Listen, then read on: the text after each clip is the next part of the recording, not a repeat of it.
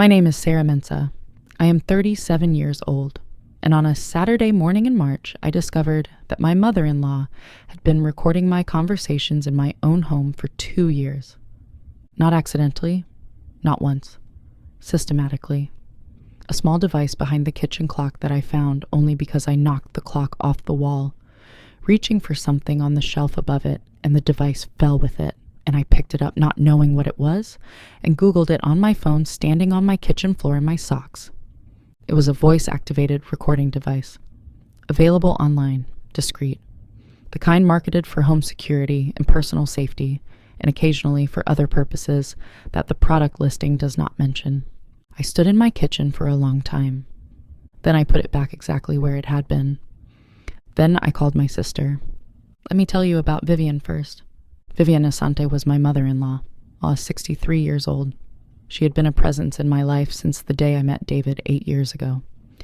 She was a woman of strong opinions, held with absolute certainty, and expressed with the specific confidence of someone who has never needed to question whether her perspective was the correct one. She had not been unkind to me. I want to be precise about that. She had not been cruel. She had been the specific kind of difficult that is harder to name and harder to address, because it never crosses a line clearly enough to be confronted directly. Comments about my cooking that were framed as helpful suggestions. Questions about my career choices delivered as expressions of concern. Observations about how David had lived before me offered as context. None of it sharp enough to call out. All of it accumulating over 8 years into a weight that I had learned to carry without naming it. David loved his mother. This was genuine, and it was good. I had not wanted to put him between us, and so I had managed Vivian carefully for 8 years. I had managed her in my kitchen, in my living room, in the private conversations of my own home. All of it recorded, 2 years of it. My sister Abena arrived in 40 minutes. She was the only person I called because she was the only person I trusted to think before she spoke. She sat at the kitchen table and looked at the device which I had placed face down on the table between us. She did not touch it. She looked at it for a moment, and then she looked at me. She asked how I was. I told her I was somewhere past shock and not yet at the next thing. She nodded. She understood that about me. Then she asked the practical question, the one I needed someone else to ask so I could answer it out loud. She said, "What do you want to do with this?" I said, "I want to know how much she heard, and I want to know what she did with it." Abena said, "Then those are the 2 things we find out." She pulled out her phone and started looking up exactly what the device was capable of. Storage capacity, transmission range, whether it recorded locally or transmitted to an account. She found the answer in 4 minutes. The device transmitted to a paired account via the home Wi-Fi, our home Wi-Fi, which meant somewhere there was an account, with 2 years of recordings in it, and Vivian had access to it. The object at the center of everything was not the device. It was the kitchen clock, a white clock with a wooden frame. David's mother had given it to us as a housewarming gift. When we moved in 3 years ago, she had carried it in herself, bubble-wrapped, said she had chosen it specifically for our kitchen, helped David hang it on the wall. I had thanked her. I had looked at that clock every morning for 3 years. I had talked freely beneath it, about my work, about my worries, about David, about the things that husbands and wives say to each other in kitchens in the morning when they believe they are alone. 3 years of the clock on the wall, 2 years of the device behind it. 1 year of the device being there before she had paired it to anything. A year of testing, of learning our Wi-Fi, of ensuring the positioning worked. That detail, the year of preparation, is the one I still find the hardest to sit with. I did not confront David that Saturday. This was a deliberate decision, not because I doubted him. I did not believe David knew. The man I had been married to for 6 years did not have the capacity for that specific deception. He was many things. He was not that. But I needed to know more before I brought him into it.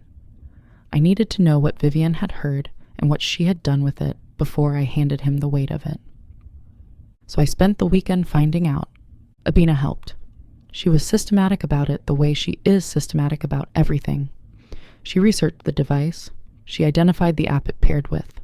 She helped me understand what a 2-year account of transmitted audio would contain. On Sunday afternoon, I called a technology consultant named Thomas Reeves, who Abina knew professionally. He worked in digital forensics. He was discreet. He came to the house on Sunday evening and examined the device and the home network logs. He confirmed the device had been active for 26 months. He confirmed it had transmitted to an account registered to an email address he could identify the domain of, but not the full address. He said the domain was a major provider. He said without access to Vivian's devices or her account credentials, he could not tell us what had been done with the recordings. He said, "What I can tell you is that someone listened. The account has been accessed regularly, weekly at minimum. The access pattern is consistent with someone checking in to review new recordings, weekly, for 26 months. I called Grace Okafor that Sunday evening after Thomas left. I told her what Abena and I had found and what Thomas had confirmed. The device, 26 months, the weekly access pattern, the home Wi-Fi transmission, the account. Grace gave me the shape of my options clearly. The recording without consent violated privacy law. The transmission to a third-party account compounded it. Without knowing what Vivian had done with the recording, she could not advise on the full extent of the claim. She told me to find out what had been done with what she had heard and to call her back with those specifics. She said, "Whatever David finds out when he speaks to her, call me immediately after." I said I would. I told David on Monday morning, not because I was ready, because he deserved to know, and waiting longer would have been its own kind of wrong. I sat him down at the kitchen table. I put the device between us. I told him what Abina and I had found and what Thomas Reeves had confirmed. He looked at the device for a long time. He did not say his mother would not do this. He did not defend her. He did not immediately disbelieve.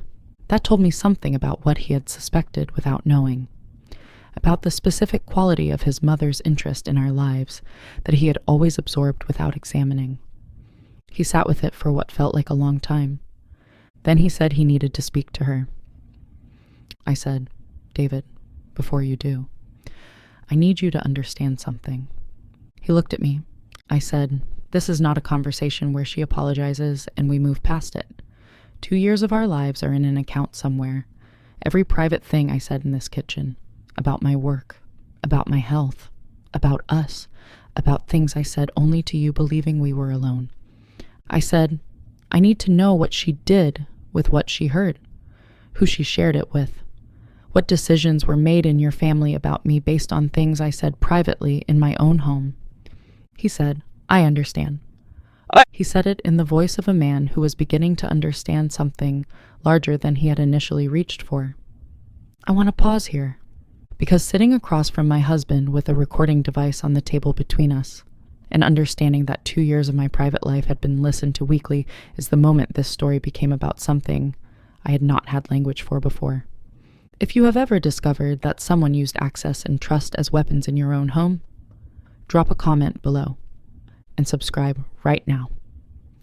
Because what David's conversation with Vivian revealed and what we found out had been done with the recordings is the part that changed everything. David went to his mother's house that Monday evening. He did not tell her in advance he was coming. He sat across from her in her living room, and he placed a photograph of the device on the table between them.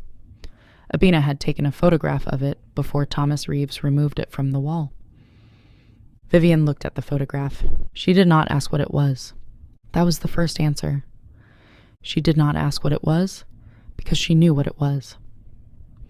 David came home and sat at the kitchen table where the clock was no longer on the wall and told me everything.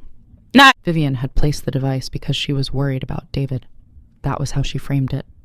Worry about her son, about whether the woman he had married was right for him, about things she had observed that had made her uncertain. She had not trusted her own observations. She had wanted evidence, so she had listened. For 26 months, she had listened to our kitchen on a weekly basis, and she had heard everything. David had asked her what she had done with what she heard. She had shared selected recordings with his Aunt Gloria, who had strong opinions about David's marriage and who had been a quiet presence of doubt in family conversations for 6 years. Selected recordings. The word selected. She had chosen what to share, which meant she had curated, which meant she had listened and made decisions about what to extract and amplify and place in front of family members who already had doubts. David asked her to delete the account. She said she already had. I called Grace the moment David finished telling me. I told her everything Vivian had admitted, the worry framing, the 26 months of weekly listening, the selected recordings shared with Aunt Gloria, the claimed deletion. Grace was quiet for a moment. Then she told me she was filing a formal legal notice that week, requiring written confirmation of deletion and preservation of any remaining data pending a potential claim. The sharing with a third party strengthened the case considerably. She filed the notice on Wednesday. Vivian received it on Thursday. David told me she had called him immediately after receiving it, not to apologize, to express that she felt the legal notice was an overreaction. He had told her it was not. That was the second answer. What happened in the 6 months after the notice? Vivian did not apologize. Not directly. Not in words that named what she had done. She sent a card 3 weeks later that said she hoped we could move forward as a family. I put the card in the recycling. David and Vivian's relationship changed. Not ended, changed. He still spoke to her. He still saw her. But the specific quality of his availability to her shifted in a way that I noticed and that I believe she noticed too. His Aunt Gloria sent me a message 6 weeks after the notice. She said she had not understood the full context of the recordings when they were shared with her. She said she regretted her part in it. I do not know how much of that was true and how much was the legal notice concentrating minds. I thanked her and said nothing further. Thomas Reeves confirmed through technical means I will not detail that the account had indeed been deleted, not by Vivian voluntarily, by the platform after Grace's notice was forwarded to their legal compliance team. The recordings are gone. I cannot know what was retained in memory, what was discussed in family conversations, what impressions were formed and have not been revised. I carry that. The clock is not on the wall. I bought a new clock. Different style, different wall. I chose it myself, and David hung it without saying anything about the one it replaced. We do not discuss Vivian constantly. That would be its own kind of damage. But we talk about her more honestly now than we did before. David says things about his childhood and his mother that he did not say before March. I listen. I do not use what I hear. That distinction matters to me. What I hear in my kitchen stays in my kitchen. There is one more thing. A month after the notice, I was in the kitchen making tea when David came in and stood in the doorway watching me for a moment. He said something I have thought about every day since. He said, I should have seen it sooner. The way she was always asking questions she shouldn't have known to ask. I told myself she was just interested. I should have looked more carefully at what interested her. I said, You didn't know. He said, I should have paid more attention to what you weren't saying, to the things you were managing without naming. He said, You spent 8 years managing her carefully, so I didn't have to be in the middle, and she spent 2 of those years listening to you do it. I said, I know. He said, That is the part I am going to be a long time with. So was I. But we were being a long time with it together. That made the difference. Here is what a clock on a kitchen wall taught me. Maybe the people who are given access to your life are not always careful with it. Sometimes they are curious in ways that exceed what trust permits. Sometimes they use the proximity of family to gather what they were never offered. And sometimes the device falls off the wall when you reach for something on the shelf above it. And you find out. Pay attention to what is given as a gift. Not because every gift is surveillance, but because the things placed in your home with care and intention are placed there by people who have reasons of their own. And you are allowed to know what those reasons are. You are allowed to understand what has been done with your voice in your own home. You are allowed to call Grace. Drop a comment and tell me your story. I read every single one. And subscribe. I am here every week with a new story. Your name is yours. Your voice is yours. Your home is yours. She took it back.